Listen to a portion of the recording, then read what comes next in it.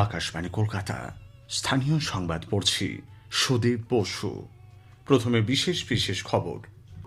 রাষ্ট্রপতি দ্রৌপদী মুর্মু কল্যাণী এইমস থেকে পাশ করে বেরোনো ডাক্তারদের দরিদ্র মানুষের সেবায় নিয়োজিত হওয়ার আহ্বান জানিয়েছেন।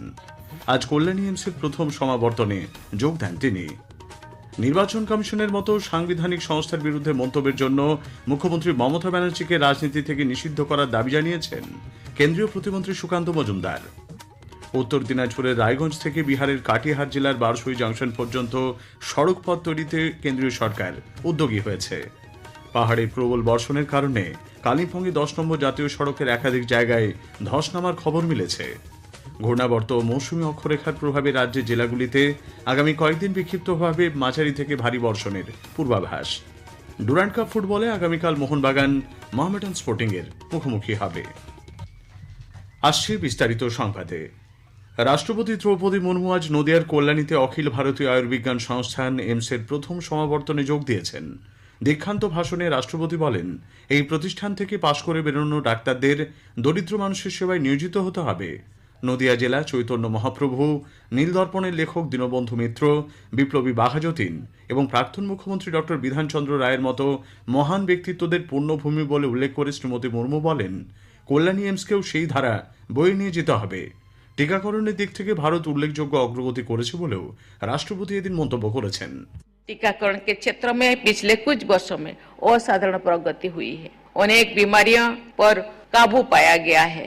उदाहरण के लिए आंखों की बीमारी की रोकथाम और इलाज में हुई सफलता के बल पर पिछले वर्ष भारत को ट्राकोमा फ्री घोषित किया गया है। लेकिन अभी भी अनेक ऐसी चुनौतियां हैं जिसका सामना करने में आप जैसे युवा डॉक्टर की निर्णायक भूमिका रहेगी।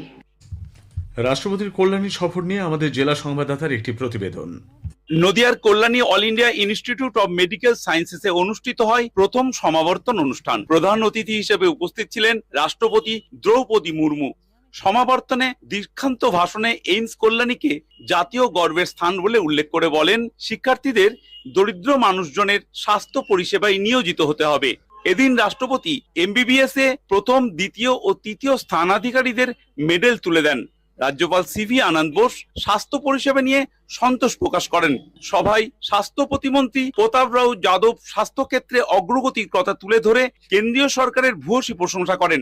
রাজ্যের স্বাস্থ্য প্রতিমন্ত্রী চন্দ্রিমা ভট্টাচার্য বলেন, গত 13 বছরে স্বাস্থ্য ও চিকিৎসা ক্ষেত্রে রাজ্যে প্রভূত উন্নয়ন হয়েছে। এইমস কল্যাণীর কার্যনির্বাহী আধিকারিক রামজি সিং কল্যাণী এইমসের কাজের খতিয়ান মেলে ধরেন।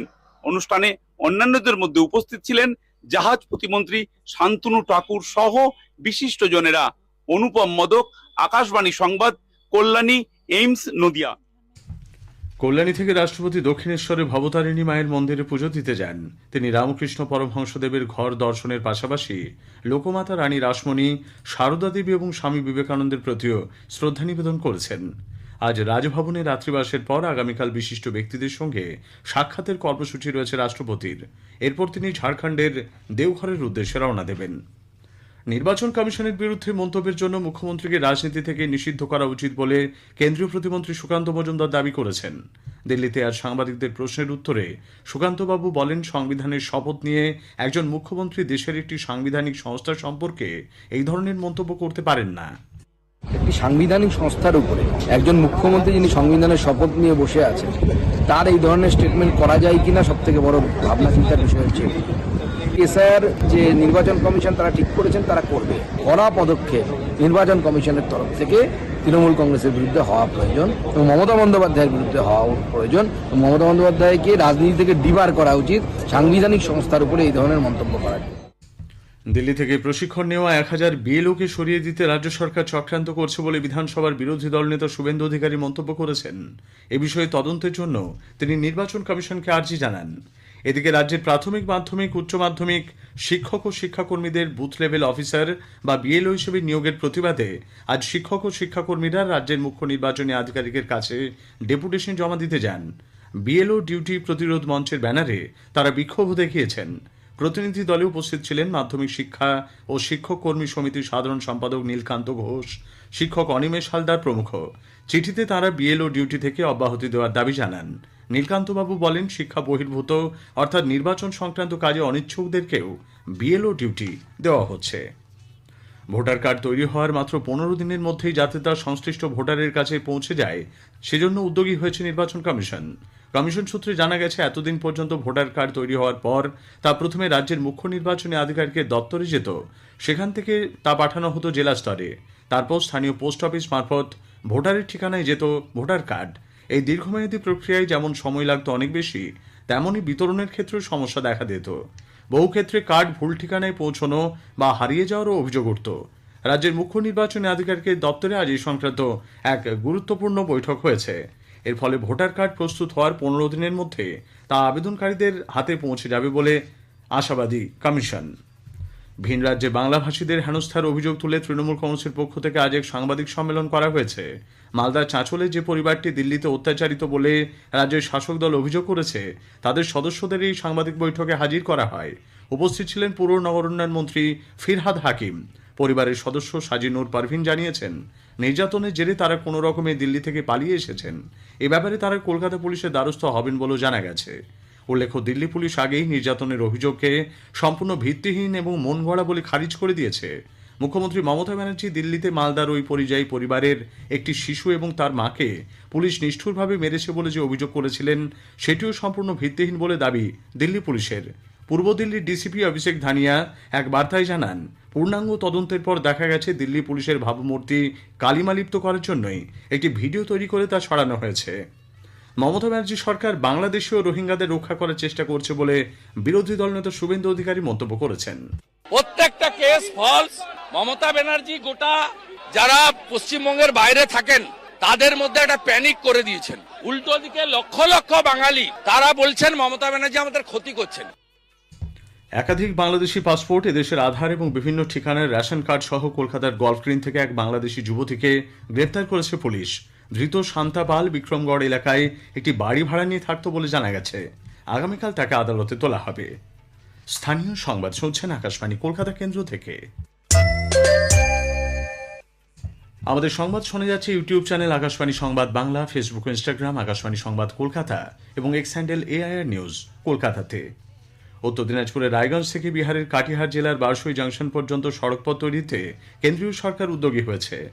প্রায় 22 কিলোমিটার দীর্ঘ সড়ক সংযোগ প্রকল্পের সমীক্ষা ও বিস্তারিত প্রকল্প রিপোর্ট তৈরির জন্য কেন্দ্রীয় সড়ক পরিবহন ও মহাসড়ক মন্ত্রক 1,84,00,000 টাকা বরাদ্দ করেছে। অগ্রাধিকারের ভিত্তিতে এই সড়ক প্রকল্পটি তৈরির জন্য রায়গঞ্জের বিজেপি সাংসদ কার্তিক চন্দ্র পাল কেন্দ্রীয় মন্ত্রী নীতিন গডকরির সঙ্গে সাক্ষাৎ করেন। প্রবল বৃষ্টির কারণে কালিম্পংয়ে আজ সকালে 10 নম্বর জাতীয় সড়কের একাধিক জায়গায় ধস নেমেছে। ফলে শিলিগুড়ির সঙ্গে সড়ক পথে সরাসরি কালিম্পং ও সিকিমের যোগাযোগ বিচ্ছিন্ন হয়ে যায়। কালিম্পংয়ের 10 নম্বর জাতীয় সড়ক তিস্তা বাজার, মালবাজার ও ক্রান্তির কিছু জায়গায় নদী ভাঙনেরও আশঙ্কা দেখা দিয়েছে। নদীর গতি প্রকৃতির ওপর নজর রাখা হচ্ছে বলে কালিম্পং ও জলপাইগুড়ি জেলা প্রশাসন জানিয়েছে। এদিকে ঘূর্ণাবর্ত মৌসুমী অক্ষরেখার প্রভাবে দক্ষিণবঙ্গে আগামী 2 দিন এবং উত্তরবঙ্গে আগামী 3 দিন বিক্ষিপ্তভাবে বৃষ্টির পূর্বাভাস দিয়েছে আলিপুর আবহাওয়া দপ্তর। আবহাওয়া দপ্তরের পূর্বাঞ্চলীয় প্রধান ডক্টর সোমনাথ দত্ত আকাশবাণীকে জানালেন, আজ, কাল এবং পরশু এই 3 দিন পশ্চিমবঙ্গের প্রত্যেকটা জেলারই অধিকাংশ স্থানে হালকা এবং মাঝারি বৃষ্টিপাত হওয়ার সম্ভাবনা রয়েছে এবং 4, 5, 6, 7 উত্তরবঙ্গের প্রত্যেকটা জেলাতেই অধিকাংশ স্থানে হালকা এবং মাঝারি বৃষ্টিপাত হওয়ার সম্ভাবনা রয়েছে এবং দক্ষিণবঙ্গের প্রত্যেকটা জেলার অনেক স্থানে হালকা মাঝারি বৃষ্টিপাত হওয়ার সম্ভাবনা। কলকাতা মেট্রো রেলের ব্লু লাইনে কবি সুভাষ স্টেশনের আপ প্ল্যাটফর্মের কয়েকটি কলামে ফাটল দেখার প্রেক্ষিতে সংশ্লিষ্ট জায়গাগুলি সম্পূর্ণ ভেঙে দিয়ে পুনর্নির্মাণের সিদ্ধান্ত নেওয়া হয়েছে। মেট্রো রেলের তরফে আজ এই সিদ্ধান্তর কথা জানানো হয়েছে। তিনি মেট্রো রেলের এক মুখপাত্র জানিয়েছেন, যাত্রী সুরক্ষাকে সবচেয়ে বেশি অগ্রাধিকার দিয়েই এই সিদ্ধান্ত নেওয়া হয়েছে। কলকাতার প্রগতি ময়দান থানা এলাকার হোটেল ম্যারিয়েটের পেছনে একটি প্লাস্টিক গুদামে আজ দুপুরে আগুন লাগে। দাহ্য পদার্থ রাসায়নিক থাকার কারণে দ্রুত আগুন পাশের কয়েকটি ঝুপড়িতে ছড়িয়ে পড়ে। দমকলের 6টি ইঞ্জিন বেশ কয়েক ঘন্টার চেষ্টায় আগুন নিয়ন্ত্রণে এনেছে। মোহনবাগান সুপার জায়ান্ট আগামীকাল ডুরান্ড কাপ ফুটবল অভিযান শুরু করছে। গ্রুপ বির ম্যাচে মোহনবাগান মোহামেডান স্পোর্টিং এর মুখোমুখি হবে। যুব ভারতী ক্রীড়াঙ্গনে খেলা শুরু হবে সন্ধ্যে 7টায়। শেষ করার আগে স্থানীয় সংবাদের বিশেষ কিছু অংশ আরও একবার। রাষ্ট্রপতি দ্রৌপদী মুর্মু কল্যাণী এইমস থেকে পাশ করে বেরোনো ডাক্তারদের দরিদ্র মানুষের সেবায় নিয়োজিত হওয়ার আহ্বান জানিয়েছেন। আজ কল্যাণী এইমসের প্রথম সমাবর্তনে যোগ দেন তিনি। পাহাড়ে প্রবল বর্ষণের কারণে কালিম্পংয়ে 10 নম্বর জাতীয় সড়কের একাধিক জায়গায় ধস নেমেছে। স্থানীয় সংবাদ শেষ হলো।